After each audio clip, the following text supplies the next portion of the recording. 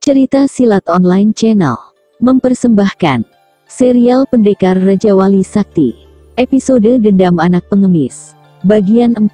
Malam ini Puspa Ningrum tampak gelisah di kamarnya yang besar dan cukup indah.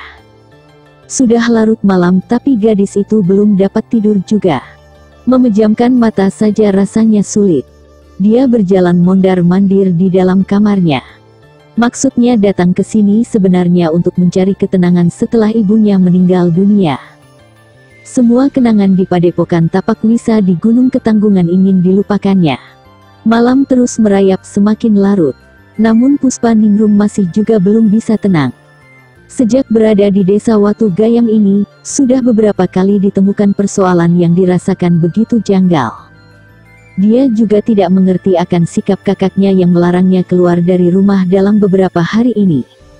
Pikirannya terpaut pada pemuda kurus kering yang dijuluki si Gembel. Entah mengapa Puspa Ningrum merasakan ada sesuatu setiap kali menatap mata pemuda yang bertubuh kurus kering itu. Puspa Ningrum melangkah menghampiri jendela dan membukanya lebar-lebar. Angin malam yang dingin langsung menerpa wajahnya begitu jendela kamar itu terbuka lebar. Sambil berdiri mematung, dipandanginya bulan penuh yang bergelayut di langit kelam. Pikirannya kembali tertuju pada Gota. "Gota!" desah Puspa Ningrum tanpa sadar. Puspa Ningrum menarik napas dalam-dalam lalu berbalik. Pada saat itu, sebuah bayangan hitam melesat masuk melalui jendela.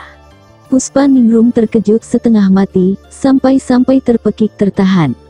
Tapi bayangan hitam itu lebih cepat lagi bergerak menotok jalan darah gadis itu, sebelum Puspa Ningrum sempat melakukan sesuatu. Oh! Puspa Ningrum langsung jatuh lunglai ke lantai kamarnya. Hanya sesaat dia bisa melihat orang berbaju serba hitam yang wajahnya juga terbungkus kain hitam. Hanya kilatan cahaya matanya saja terlihat. Sesaat kemudian, gadis itu sudah tidak sadarkan diri.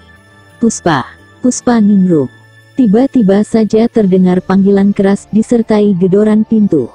Panggilan itu terdengar berulang-ulang, dan gedoran di pintu juga semakin keras.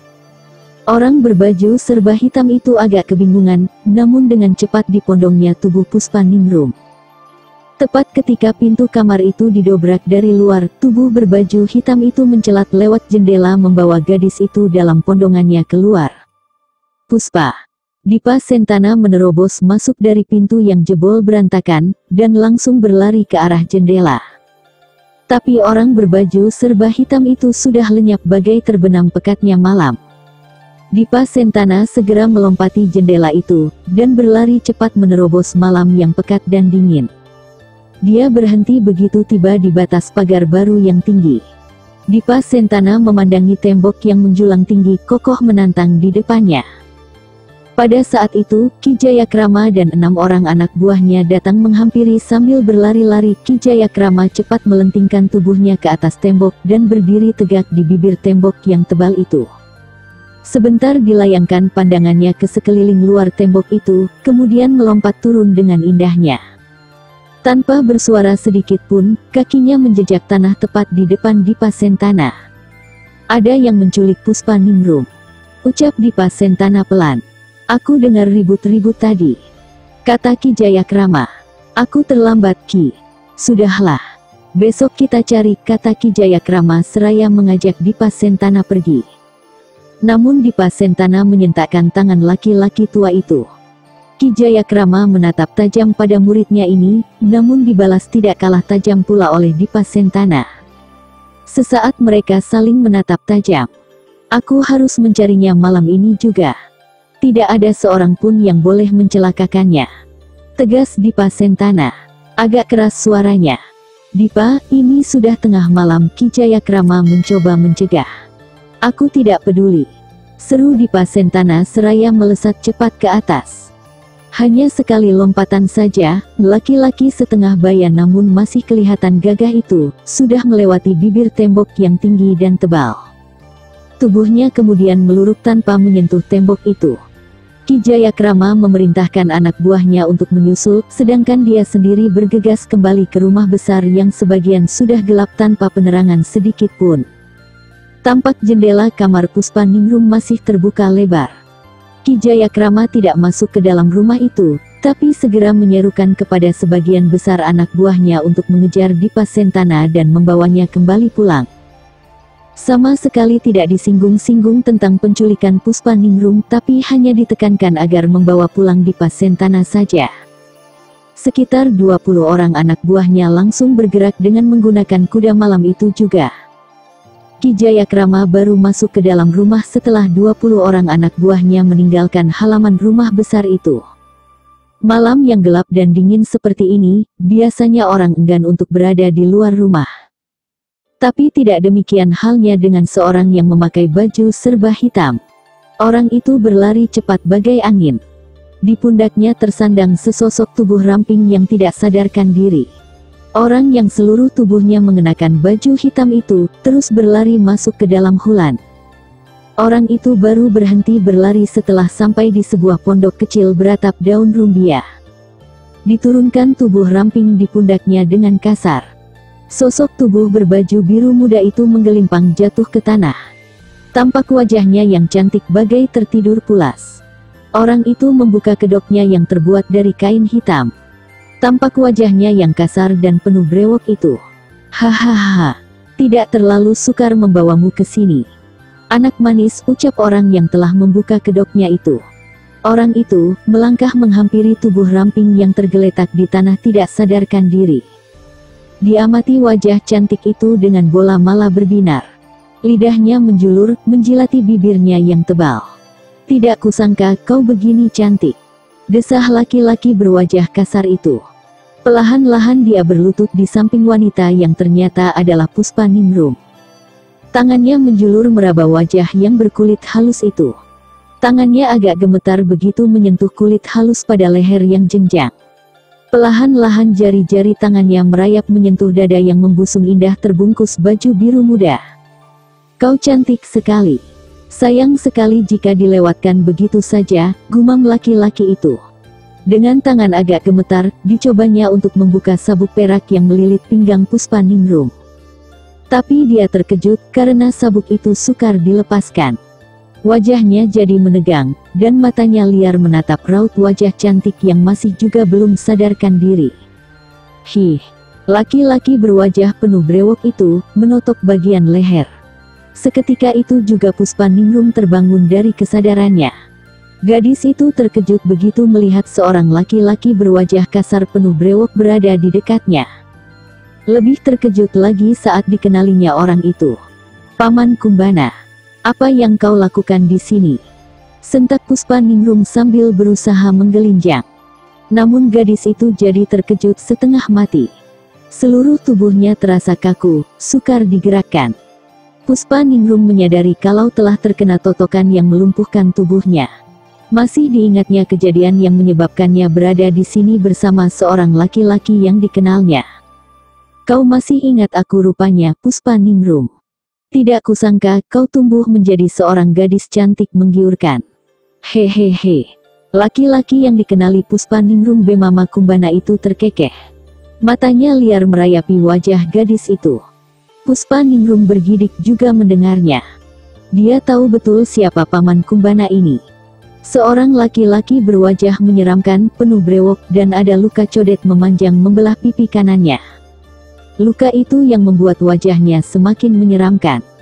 Gadis itu ingat luka di wajah laki-laki itu dibuat oleh gurunya ketika Kumbana ingin membawa paksa diri Puspaningrum dan ibunya dari padepokan Tapak Wisa. Sebenarnya dulu Kumbana adalah abdi setia ayah dari Dipa Sentana. Dia memisahkan diri, lalu membentuk kekuatan baru. Setelah kekuatannya kuat dia memberontak meruntuhkan kekuasaan ayah dari Dipa Sentana di desa Watu Gayam. Dulu desa itu sebuah kadipaten yang tidak begitu besar. Tapi karena runtuh akibat perang saudara dan banyaknya kekacauan yang terjadi, akibatnya seluruh penduduk meninggalkan tempat itu. Dan sampai sekarang di tempat itu tinggal segelintir orang saja yang masih bertahan. Dipa Sentana kemudian membangun kembali bekas kadipaten itu menjadi sebuah desa. Semua itu diketahui Puspaningrum dari cerita guru maupun ibunya yang selalu mendampingi di padepokan Tapak Wisa. Paman, apa yang kau lakukan? Sentak Puspaningrum terbangun dari lamunannya.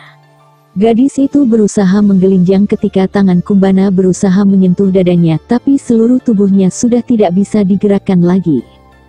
Jari-jari tangan Kumbana yang kasar merayapi dada yang membukit indah itu.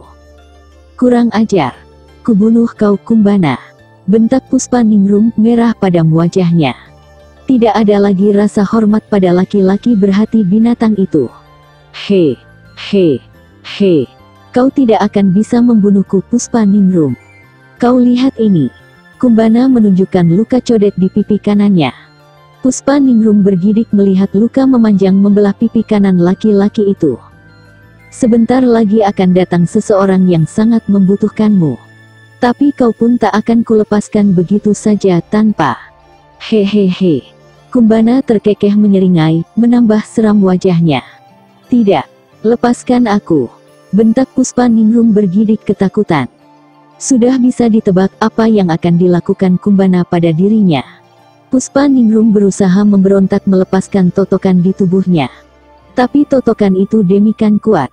Bahkan hawa murni di dalam tubuhnya juga tidak mampu membebaskannya. Sementara Kumbana dengan leluasa menggerayangi tubuh gadis itu. Napasnya mendengus bagai kuda yang dipacu cepat.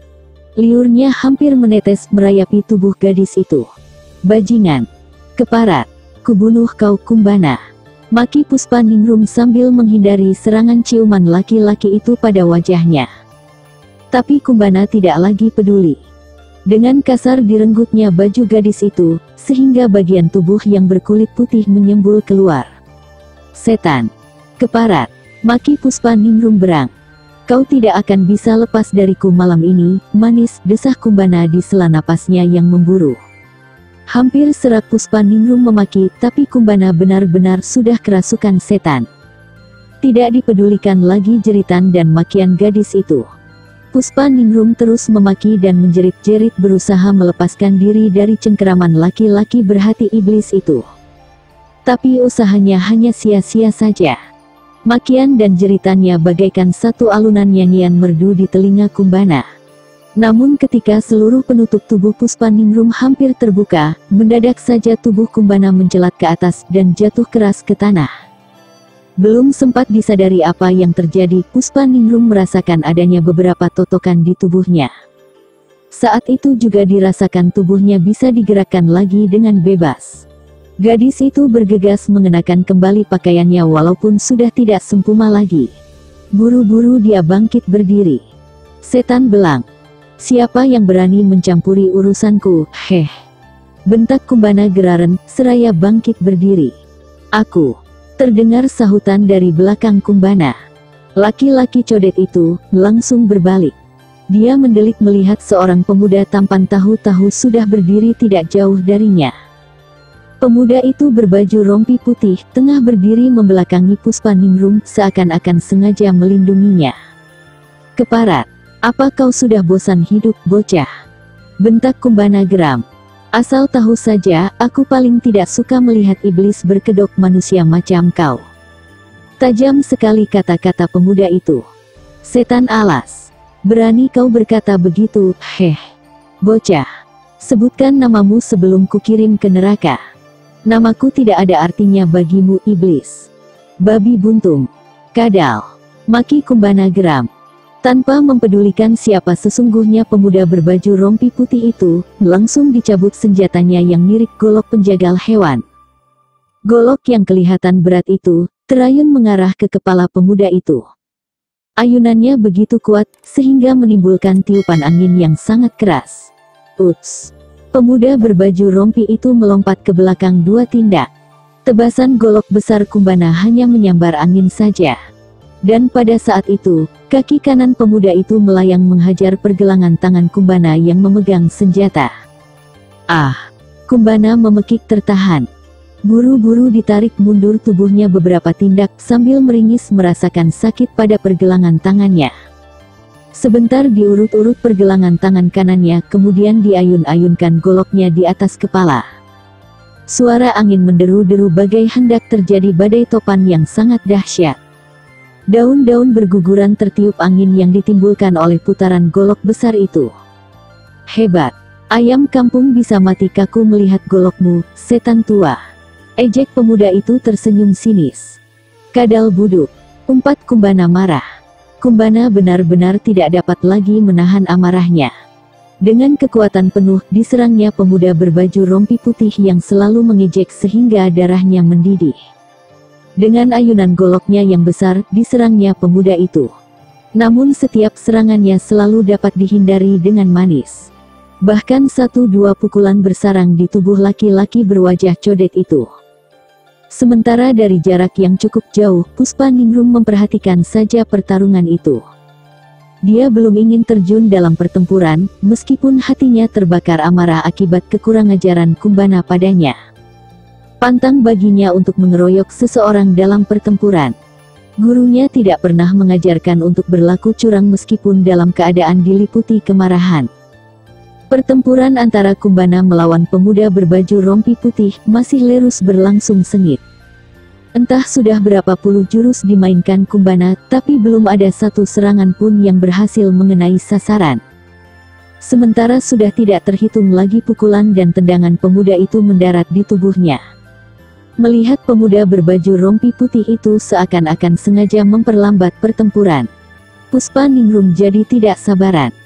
Persetan, geram Puspaningrum langsung melompat masuk dalam pertempuran itu. Hiaat. Kumbana jadi kelabakan begitu pukulan Puspaningrum hampir bersarang di kepalanya. Laki-laki berwajah kasar itu langsung melompat mundur, tapi Puspaningrum terus mendesak sambil mengirimkan pukulan-pukulan mautnya yang bertenaga dalam cukup tinggi. Pada saat itu, pemuda berbaju rompi putih tidak lagi bergerak. Sambil berdiri, perhatiannya tak lepas ke arah pertempuran itu dari jarak yang tidak seberapa jauh. Sret! Puspaningrum melepas sabuknya yang berwarna keperakan. Dipegangnya sabuk itu pada bagian kepala yang berbentuk kepala seekor macan. Dengan sekali kebut saja, sabuk itu menegang kaku dan berubah jadi sebilah pedang tipis berwarna keperakan. Dengan senjata andalannya ini, Puspaningrum semakin dahsyat mencecar Kumbana. Tidak ada lagi kesempatan diberikan pada laki-laki itu untuk mengambil napas dan balas menyerang. Mampus kau, hiaat. Sambil berteriak nyaring melengking, Puspaningrum mengibaskan senjatanya ke arah leher. Namun Kumbana gesit sekali menyampok dengan goloknya. Tring. Begitu dua senjata beradu, Puspaningrum menggunakan tenaga lawannya untuk memutar senjatanya. Langsung saja dia berkelebat merobek dada Kumbana. Satu gerakan tipuan yang tidak terduga sama sekali, membuat Kumbana terpekik dan terhuyung. Darah segar mengucur deras dari dadanya yang sobek cukup panjang dan dalam. Hiaa! Puspaningrum yang tidak lagi memberi kesempatan, segera melompat sambil berteriak keras. Senjatanya dikebutkan ke arah leher. Pada saat itu, Kumbana berusaha merunduk. Namun, gerakannya terlambat karena seketika itu juga senjata Puspaningrum lebih dulu menebas lehernya. Kumbana menjerit melengking tinggi. Hai! Puspaningrum melayangkan satu tendangan keras mendupak dada Kumbana. Tubuh tinggi besar itu terjungkal ambruk dengan kepala terpisah dari leher. Hanya sebentar Kumbana mampu berkelojotan, sesaat kemudian diam tidak bergerak-gerak lagi. Darah mengucur deras dari leher yang buntung. Puspaningrum melilitkan kembali sabuknya selelah dikebutkan untuk dilemaskan kembali. Cek, cek, cek. Puspaningrum tersentak kaget. Gadis itu baru sadar kalau di tempat ini masih ada seorang yang telah menyelamatkan kehormatannya dari maksud kotor Kumbana. Dia segera berbalik dan berdiri terpaku menatap wajah tampan di depannya. Sejenak Puspaningrum terpaku, sesaat kemudian dipalingkan wajahnya ke arah lain. Terima kasih atas pertolonganmu, ucap Puspaningrum tanpa memandang pemuda berbaju rompi putih itu. Simpan saja rasa terima kasihmu itu, Puspaningrum, sahut pemuda itu. Hei, kau tahu namaku? Puspaningrum terkejut, sampai-sampai harus menatap pemuda itu kembali. Tentu, karena kau yang kucari, dan kebetulan bertemu di sini, sahut pemuda itu kalem. Hah, siapa kau? Puspaningrum jadi curiga. Namaku Rangga, pemuda itu memperkenalkan diri. Dia memang Rangga yang berjuluk pendekar Raja Wali Sakti. Rangga.